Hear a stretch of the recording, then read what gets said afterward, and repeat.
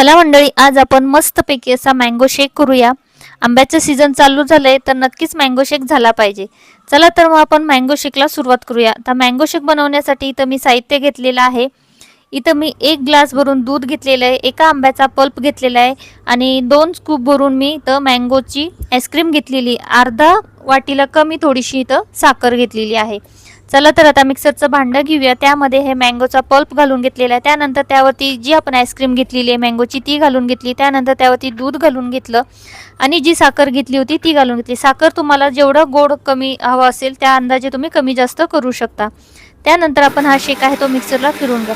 Ice cream घातल्यामुळे mango शेकला एक छानपैकी चव येते आणि टेस्टी असा लागतो, थोडासा घट्टही बनतो, त्यामुळे चवीला खूप अप्रतिम असा लागतो।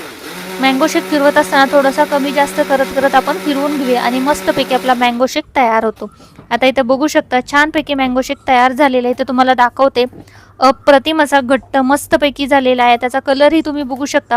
थोडेसे क्रंच त्याच्यामध्ये राहिलेले आहेत, मी पूर्ण बारीक केलेला नाहीये, त्यामुळे ते खाताना असे मध्ये मध्ये लागतात तर ते खूप छान लागतात। आता आपण 1 ग्लास घेऊया आणि त्यानंतर आपण सर्व करून घेऊया। एका ग्लासमध्ये आता मी इथं तुम्ही एकदा तो थंड करूनही पिऊ शकता किंवा मग तुम्हाला इन्स्टंट लगेच प्यायचा असेल तर त्यामध्ये बर्फ टाकायचा ग्लासमध्ये आणि त्यावरती आपण ह्या सर्व करून घ्यायचा आहे। तर इथे बघू शकता मी बर्फाचे तुकडे टाकलेले आहेत आणि त्यावरती आपण हा मँगो शेक आहे तो सर्व करून घेऊया।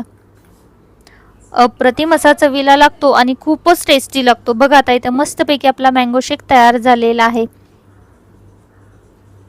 अशाच पद्धतीने आता आपण जे छोटे ग्लास आहेत त्याच्यामध्ये पण सर्व करून घ्या। ह्याच्यामध्ये पण मी बर्फ घालून घेतलेला आहे आणि आपण हा मँगो शेक आहे तो याच्यावरती ओतून घेऊया।